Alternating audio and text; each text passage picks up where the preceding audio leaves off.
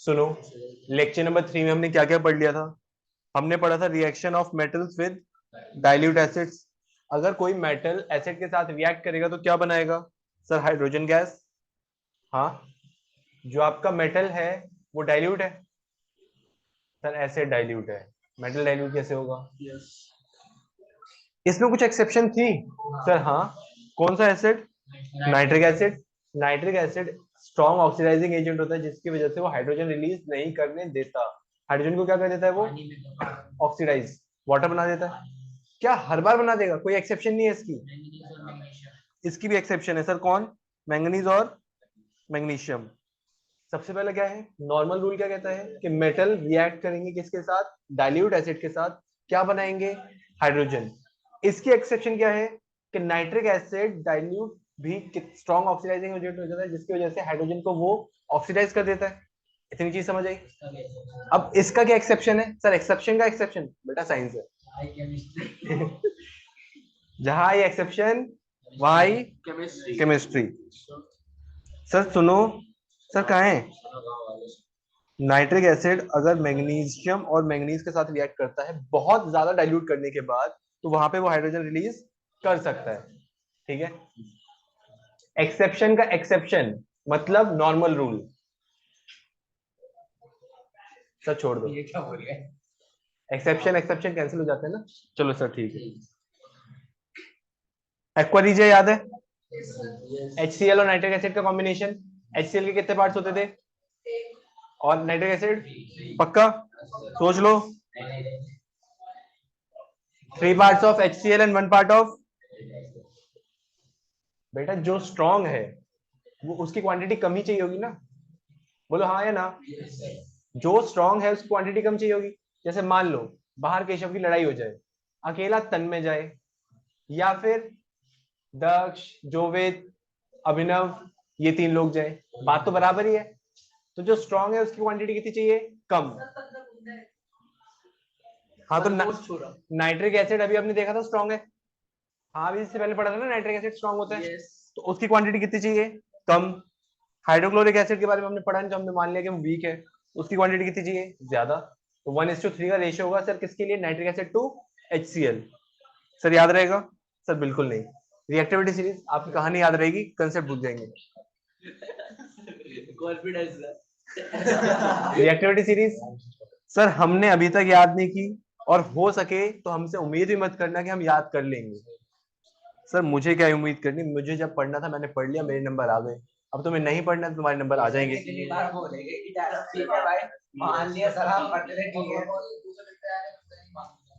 नहीं मैं बस पास हुआ था, अब 8 आई थी। हाँ चलो आज का लेक्चर स्टार्ट कर रहे हैं सर। किसके साथ? नॉन मेटल की प्रॉपर्टीज के साथ। Reaction of non metal with water. Sir water के साथ नॉन मेटल रिएक्ट कर सकता है? Yes sir. है ना? Yes sir. सर कैसे? मतलब सामने लिखा हुआ है non metal do not react with water to evolve. इतना बड़ा लिखा है तो मैंने पढ़ा है। Hydrogen gas. ठीक है, इतनी चीज समझ आई? पक्का। इससे पहले वाला रिएक्शन क्या था? नॉन मेटल ऑक्सीजन के साथ रिएक्ट करके क्या बनाते हैं? Non metal oxide. Non metal oxide का नेचर कैसा होता है? बेसिक या acidic? Acidic. Reaction of non metal with dilute acid, ये इसके साथ भी रिएक्ट नहीं करते सर। और क्या है? Non metal with salt solution, यहां कर जाते हैं। A more reactive non-metal displaces a less reactive non-metal from its salt solution. Same चीज हमने मेटल में पढ़ी थी। A less reactive metal displaces a more reactive metal from its salt solution. हाँ बिल्कुल सही अभिनव, सही बात है। लेस रिएक्टिव ज्यादा रिएक्टिव को डिस्प्लेस कर देगा। नहीं सर, ज्यादा रिएक्टिव लेस रिएक्टिव को डिस्प्लेस करेगा। हाँ बोलो सर। किसकी? आपके सिलेबस पे नहीं है, सिलेबस पे नहीं है। जैसे आपके मेटल ज्यादा रिएक्टिव होने पे कम रिएक्टिव वाले को डिस्प्लेस कर देते हैं, उसी तरीके से नॉन मेटल भी ज्यादा रिएक्टिव वाला कम रिएक्टिव को डिस्प्लेस कर देगा। सर रिएक्टिविटी सीरीज जो आपका ग्रुप नंबर, सॉरी आपका तो पीरियोडिक क्लासिफिकेशन आ ही नहीं रहा। सुनो, चैप्टर नंबर 5 आपके एनसीईआरटी में है अभी भी, उस पे एक टेबल दे रखी है, modern periodic table, I think page number 86 है या कुछ इसी के आसपास है। हाँ वो इतनी बड़ी टेबल जो है, हाँ जो इतनी बड़ी सी ऐसी डिजाइन सी बना रखी है ऐसे करके, उसमें जो आपका ग्रुप नंबर, हाँ जो लास्ट में ग्रुप्स हैं वहां पे नॉन मेटल्स हैं आपके सारे, ऊपर से नीचे तक रिएक्टिविटी कम होती जाती है। हाँ अभी ठीक है। क्लोरीन ऊपर आता है रिएक्टिविटी सीरीज में, फ्लोरीन, क्लोरीन, ब्रोमीन, आयोडीन, इस तरीके से आते हैं। तो क्लोरीन ज्यादा रिएक्टिव है किससे, ब्रोमीन से, तो उसे डिस्प्लेस कर देगा। सर ये 3 प्रॉपर्टी एक बार जल्दी से रीड करना और फिर आगे स्टार्ट करते हैं। बोलो सर आगे क्या है, यूजेस ऑफ मेटल। मेटल कहाँ कहाँ यूज होता है, जो मुझे 3 पॉइंट बताएगा उसको मिलेगी चीज। अब जिस जिससे पूछूंगा से पहले वही तन में। Yes sir. 3 यूज बताने मेटल के। मेटल के 3। हाँ, पहला क्या है, साइकिल में। साइकिल में, अरे सर मेटल नहीं यूज होता, रॉड। बैटल बैटल कहाँ करनी है, मेटल कहाँ यूज होता है मेटल, मेटल कहाँ यूज होता है, नहीं पता, बताओ 3 मेटल क्योंकि यूज नहीं पता किसी का, 3 यूज बताने हैं। हाँ आज ही बताने, बताओ 2 मिनट बेटा, इतनी देर में 3 यूज हो जाएंगे। अभिनव, स्कूल बेल, हाँ और अच्छा हाँ और सर डोर बेल, स्पेक्स। क्या सर मैंने सही नहीं बोला, साइकिल में नहीं यूज होता। साइकिल में कहाँ यूज होता है, वही तो पूछा मैंने। थिन शीट्स बनाने में यूज होता है, एल्यूमिनियम फॉइल पर थिन शीट्स हो गई। बस बस अब शांत हो जाओ, तुम्हें कुछ नहीं पता। थर्मामीटर में मरकरी यूज हो रहा है, मरकरी क्या था, मेटल। आपके जितने भी यूटेंसिल्स होते हैं जनरली मेटल के होते हैं, अगर किसी के घर में लकड़ के ना हो तो फिर ठीक है, जनरली मेटल के होते हैं। वायर्स मेटल के होते हैं, हाँ या ना, 3 यूजेस मिल गए। सर और भी बहुत सारे होते हैं, फैन, ऑर्नामेंट्स, ज्वेलरी। सर पढ़ना, copper and aluminium metals are used to make wires to carry out current के लिए, मतलब वायर्स बनाने में यूज हो रहे हैं।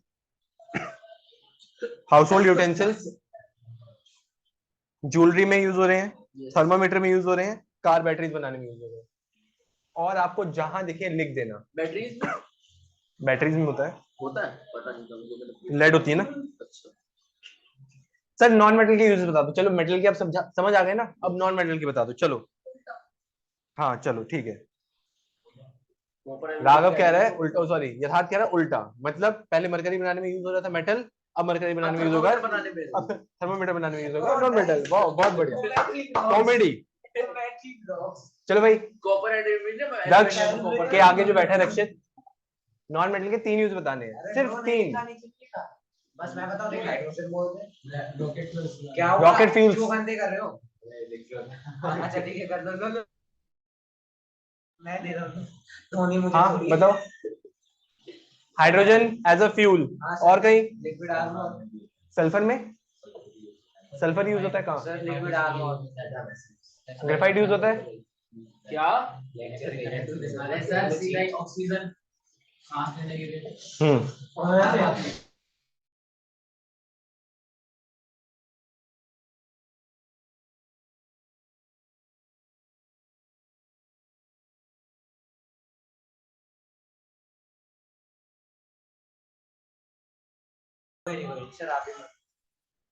मेरा खैर होने का 1.5 महीने बाद देखेंगे।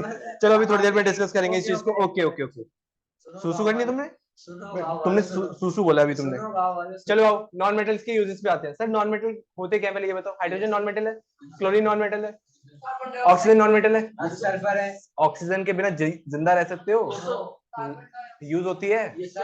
Hydrogen as a fuel use होता है, नाइट्रोजन सल्फर आपके टायर्स में अभी नाइट्रोजन गैस फिल अप करते हैं। जब दूर जाना हो तो दूध दूध का लाना दूर अच्छा दूर जाना है तो नाइट्रोजन भरवा लो। सर क्योंकि टायर चलते से गर्म हो जाता है सर, उसमें डर रहता है। चलो चलो बहुत बढ़िया, तुम्हें साइंस की थोड़ी बहुत नॉलेज है, ठीक है। Hydrogen in the manufacture of ammonia. Sir ammonia का फॉर्मूला क्या था, NH3, मतलब यहाँ पे हाइड्रोजन भी यूज है और क्या यूज हुआ है, तो क्या अगले पॉइंट में ये भी लिख दें, nitrogen is used to form ammonia. Sir लिख दिया। Liquid hydrogen is use as rocket fuel. अब रॉकेट्स में आप पेट्रोल तो डलवाने जाओगे नहीं। उड़ते उड़ते पेट्रोल खत्म हो गया, चलो पेट्रोल भरवाते हैं। हिंदुस्तान ऑयल से आ रहा हूँ। नहीं, अब मान लीजिए रिलायंस पेट्रोलियम, हाँ हवा में बीच में।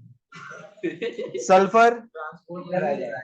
Sulphur is use for manufacture of sulphuric acid, petrol की बात H2SO4, sulphur in vulcanisation of rubber. Sir ये मत बताओ, ये छोड़ देना क्योंकि मुझे समझाना पड़ेगा।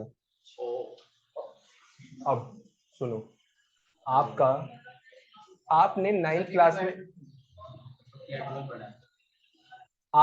क्लास में केमिकल फॉर्मूले बनाने पड़े थे। Yes. बोलो हाँ। आपने देखा था वहां पे हम वैलेंसी का यूज कर रहे थे, क्रॉस मल्टीप्लिकेशन हो रहा था। हमने फॉर्मूले बनाना तो सीख लिए, लेकिन उन दोनों के बीच में कुछ बॉन्ड बन रहा होगा। सर मतलब क्या है? जैसे ये कौन है? तन्मय। और ये कौन है? केशव। सुंदर। ये वो है। मुझे तो पता है, मैं नाम बता दूं एक बार। बेटा अभी नहीं, थोड़ी देर बाद। नहीं मैं नाम बोल दूं, नहीं अब नाम कहीं जैसे ये देखो सुनो, अब नाम ऐसे हो। ये तन्मय है, ये तन्मय की घरवाली है। ये अन है, अन। तन्मय की जबरदस्ती शादी करा दी गई। अब बताओ, शादी तो हो गई है, अब इन दोनों के बीच में बॉन्ड तो बनना ही पड़ेगा ना। सेम, आपने केमिकल फॉर्मूले बनाने तो पढ़ लिए, लेकिन उनके बीच में कोई तो बॉन्ड बन रहा होगा जिसकी वजह से वो एक साथ रहते हैं। अब वो पहला बॉन्ड हमें जो पढ़ना है वो है आयनिक बॉन्डिंग। जो आपका नेक्स्ट चैप्टर है कार्बन, वहां पे हम दूसरे टाइप का बॉन्ड पढ़ेंगे, कोवेलेंट बॉन्डिंग। वो पूरा चैप्टर उसी पे बेस्ड है, तो उसे इन डिटेल वहां डिस्कस करेंगे। अभी हम आ जाते हैं इस पे। आपने बचपन में पढ़ा था, जब भी अगर बॉन्ड बनाना हो तो या तो इलेक्ट्रॉन्स डोनेट कर दो या तो इलेक्ट्रॉन्स गेन कर लो। पढ़ा था लॉ ऑफ ऑक्टेट, जब पढ़ा था आपने। अगर किसी को स्टेबल होना है तो 8 इलेक्ट्रॉन चाहिए आउटर मोस्ट शेल में, या तो गेन करो या लूज करो। जैसे सोडियम है, सोडियम के पास 11 इलेक्ट्रॉन है। जब आप इलेक्ट्रॉनिक कन्फिग्रेशन के हिसाब से फिल करते हो, के में 2 आ गए, एल में कितने आ गए? के में आ गए 2, एल में आ गए कितने? बचे कितने? एम में 1 है, आउटर मोस्ट में कितना? 1 होने कितने चाहिए? 8। आउटर मोस्ट में 8 होने चाहिए ना। क्या इसमें 8 है? नहीं। क्या इसमें 8 बनाए जा सकते हैं? हाँ, कैसे बनाए जा सकते हैं? लूज करके। इसमें मैं एम में तो गेन करके बनाए जाएंगे। अगर मैं एम को खाली कर दूं तो मेरा जो आउटर मोस्ट शेल है वो क्या हो जाएगा? एल। अगर मैंने एम को खाली कर दिया, ये हटा ही दिया मैंने, तो लास्ट शेल कौन सा हो गया? एल। 8 होने चाहिए, 8 है, स्टेबल है। तो क्या मैं सोडियम में 1 इलेक्ट्रॉन डोनेट कर सकता हूं? सोडियम में 1 इलेक्ट्रॉन डोनेट कर सकता हूं। अगर मैं Na में से 1 इलेक्ट्रॉन क्या कर दूं? माइनस, तो क्या बनेगा मेरा? Na प्लस आयन बन जाएगा। याद आई कुछ चीजें? तो क्या मैंने यही लिखा है? सोडियम कैसे बनता है? सोडियम आयन में अगर 1 इलेक्ट्रॉन ऐड कर दो। सर इसको मैंने इलेक्ट्रॉन उधर फेंक दिया इसलिए प्लस हो गया, बस। इतनी चीज समझ आई? अगर मुझे सोडियम को स्टेबल बनाना है, मुझे इलेक्ट्रॉन डोनेट करना पड़ेगा। अगर मुझे क्लोरीन को स्टेबल बनाना है तो मुझे इलेक्ट्रॉन गेन करना पड़ेगा। तो क्लोरीन कब स्टेबल होगा? जब वो इलेक्ट्रॉन क्या कर लेगा? गेन कर लेगा। क्लोरीन माइनस आयन बना, ये स्टेबल है। क्लोरीन प्लस आयन बना, ये स्टेबल है। लेकिन कभी आपने देखा है कोई चीज रिएक्टिव हो और स्टेबल हो? सर मतलब तन्मय पागल है और वो स्कूल भी जा रहा है, दोनों चीज एक साथ नहीं हो सकती। या तो वो स्कूल जाएगा या पागल है। नहीं सर, हो सकता है। हाँ वो ठीक है। आप बोलो अब देखो, एक प्लस है एक नेगेटिव है, दोनों एक साथ आके न्यूट्रलाइज कर लेंगे। तो सोडियम पॉजिटिव, क्लोरीन नेगेटिव, दोनों एक साथ आके क्या बना देते हैं? NaCl, जिसके ऊपर कोई चार्ज नहीं है। NaCl के ऊपर तो कोई चार्ज नहीं है ना। तो Na के पास 1 इलेक्ट्रॉन था डोनेट करने के लिए। सर ये XX सुनो पहले सुनो। Na के पास 1 इलेक्ट्रॉन था डोनेट करने के लिए। क्लोरीन के आउटर मोस्ट शेल में कितने इलेक्ट्रॉन है? 7। एक चाहिए होता है उसे स्टेबल होने के लिए। वो क्या करेगा? सोडियम से बोलेगा, सोडियम भाई मुझे 1 इलेक्ट्रॉन दे दो। तो सोडियम कैसा हो गया? प्लस। Cl कैसा हो गया? सोडियम का जो इलेक्ट्रॉन था वो किसने ले लिया? Cl ने। तो यहाँ पे इलेक्ट्रॉन का डोनेशन और गेन हुआ है, एक्चुअल में ट्रांसफर होता हुआ दिख रहा है आपको? सर बिल्कुल दिख रहा है। तो ऐसी बॉन्डिंग जहां पे एक्चुअल में ट्रांसफर होता हुआ दिखता है, 10th क्लास में। हाँ ठीक है, तो उसे क्या बोलते हैं? Ionic bonding. सर क्लियर नहीं हुआ। क्लियर नहीं हुआ? चलो अभी थोड़ी देर में समझाता हूँ दोबारा। इतनी चीजें जिसको समझ नहीं आई है एक बार हैंड रेज करना, किस किस को समझ नहीं आई है। हाँ, अब तो बताना। नहीं नहीं, बता तो मैं पहले भी देता, लेकिन अब दोबारा बताना पड़ेगा। यस। सोडियम है, सोडियम के पास 11 इलेक्ट्रॉन है। हाँ। जब आप इलेक्ट्रॉनिक कन्फिग्रेशन के हिसाब से इसे फिल करते हो, 281, स्टेबल होने के लिए आउटर मोस्ट में 8 चाहिए। 281 की मतलब ये उसी का। इसी की तरीके से फिल होता है। आपने इतनी बड़ी सॉरी, ठीक है। अब अगर मैं इसमें से एक निकाल दूं तो ये स्टेबल हो जाएगा, क्योंकि आउटर मोस्ट में 8 रह जाएंगे। जब आप किसी में से डोनेट करते हो, किसी को डोनेट, अगर तुम डोनेट कर रहे हो, तुम अच्छे आदमी हो बुरे हो? अच्छा हूँ सर। अच्छे आदमी हो तो पॉजिटिव। यस। अगर तुम गेन करते, तुम गंदे आदमी होते, नेगेटिव। Yes sir. तो क्लोरीन गेन करता है इसलिए वो क्या हो जाता है? नेगेटिव। सोडियम डोनेट करता है इसलिए वो क्या हो जाता है? पॉजिटिव। सर एक मजे की बात बताओ, जनरली ऐसा देखा जाएगा कि मेटल क्या होंगे? पॉजिटिव। और जितने भी नॉन मेटल हैं वो जनरली क्या होंगे? नेगेटिव। नॉन वो देते रहते नॉन हैं। नेगेटिव सर, क्या लिख रहे सर, क्या हो गया? अरे नॉन मेटल लिख रहा अरे था। अरे नॉन, अवे भी नॉन। ठीक है सर। Yes, मेटल्स क्या होंगे? पॉजिटिव। नॉन मेटल्स क्या होंगे? जब भी बॉन्डिंग बनेगी एक पॉजिटिव एक नेगेटिव आएंगे साथ में। सर ऐसा हो सकता है कि दो पॉजिटिव एक नेगेटिव आए, हो सकता है। ठीक है, तो यहां से आपकी ये वाली चीज क्लियर होती है कि बॉन्डिंग किस तरीके से बनती है। एक बार जल्दी से ये हेडिंग डालना, how do metals and non metals react. ये हेडिंग डालो, ये डेफिनेशन ये लिखो, when metals react with non metals they form ionic compound. ये नोट करो। इसके बाद ये पीडीएफ मैंने आज भेजी है।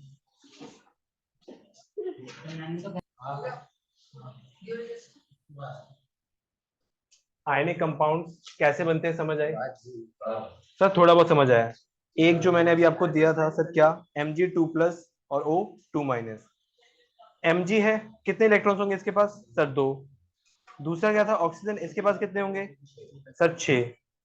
जब आप बॉन्डिंग बनाओगे तो Mg से 2 इलेक्ट्रॉन ले लिए जाएंगे, Mg के पास चार्ज आ गया 2+, और ऑक्सीजन को 2 इलेक्ट्रॉन दे दिए जाएंगे, इसके पास 8 हो गए, इसने 2 इलेक्ट्रॉन लिए तो 2-। इसी तरीके से अगर आपको एटॉमिक नंबर याद है, इलेक्ट्रॉनिक कॉन्फ़िगरेशन आती है, तो आपके लिए इजी है, अदरवाइज बहुत मुश्किल हो जाएगा पढ़ना। सर एटॉमिक नंबर कैसे याद करने हैं?